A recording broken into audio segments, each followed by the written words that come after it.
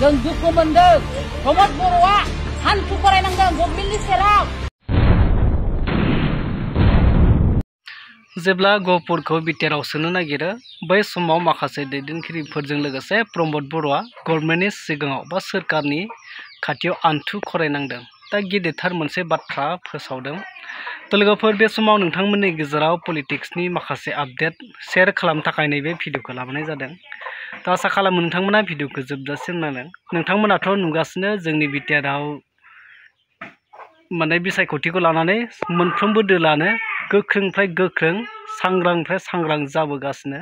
दा इलेक्सनाबो बारा बावथारा नालाय सेप्तेम्बरावनो जानो थांगासिनोसै। दा नैबे फैबाय थानाय बिसायख'थियाव सोरखौ लानानै सोरखार दागोन बा सोरखौ सोरखाराव फज'गोन दा बिनि माखासे बाथ्रा फोरमायदों गहपुरनिफ्राय। दा नोंथांमोना भिडिअखौ जोबजासिम। एक्चुअलि दा मेन टारगेटआ बिटिआरनि माखासे पलिटिक्सफोरा ओरैबायदि टारगेट लादों बांसिनानो बांसिन सनितपुर बिश्वनाथ आरो गहपुरसिम लानानै गोबां राजनितिक जेरै इउपिपिएल बिपिएफ आरो बिजेपियानो जा गोबांथार माने पलिटिक्स पार्टियानो बैसोरखौ बांसिन नोजोर होदों आरो दा बैयाव माने बांसिननिफ्राय बांसिन खाबु लाहैदों। बिपिएफआबो लादों आरो इउपिपिएलआबो लादों। दा बुंनो थाङोब्ला बिथांमोना सोरखौ सापर्ट होगोन बेखौथ' रावबो डाइरेक्टलि बुंनो हाया। तो मोनफ्रोमबो दलावनो साफा साफा गासिबो दैदेनगिरि दंखायो। इउपिपिएलआवबो दङ, बिजेपिआवबो दङ, बिपिएफआवबो दङ। मोनफ्रोमबो दलावनो थाखागोन, बयबो दंखायो। नाथाय जेब्ला इलेक्सना जागोन रिजाल्ट मोनगोन बेनि उनावसो सोरखौ सायख'खो रायजो राजाफ्रा सोरखौ लुबैमारदोंमोन बेखौ मिथिगोन आरो। दा बे सिगाङावनो आं नोंथांमोननि गेजेराव नैबे ससे भिडिअ क्लिपखौ होनो नागिरदों। जाय गहपुरनिफ्राय सासे बर' माने बिमा होननांसिगोन आरो नैबे मादैया गोख्रों रावजों माखासे गहपुरनि बाथ्राखौ लानानै सोरखारनिसिम गोबां बाथ्रा बुंदों आरो फैबाय थानाय समाव सोरखौ सापर्ट होनांगौ बिनि गोबांथार बाथ्रा बुंदों। नोंथांमोना नैबे भिडिअखौ नायनानै लागोन।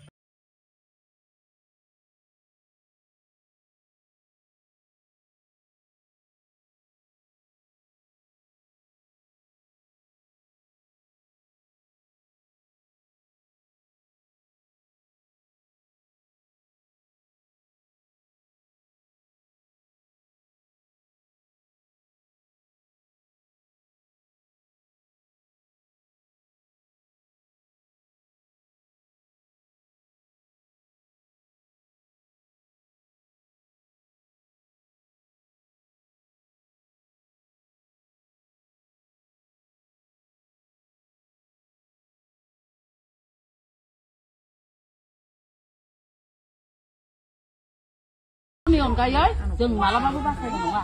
नोंथांमोननो खोन्थादों आंबो सासे आन्दलनकारि प्लास्टिकनिफ्रायनो लोगो मोननाय आंनि बिखायावबो दं आलाय सिलाय रेप केस जानाय मानसिफोरा गाबनाय फिसा गोमाजानाय आलाय सिलाय गाबनाय आंबो निजेनो आइमोन आं बुंगोन आंहाबो गोथां गोथां आंनि बिदाखौ खावना लांनानै दानथारजोबदों आंनि बिखायावबो दं।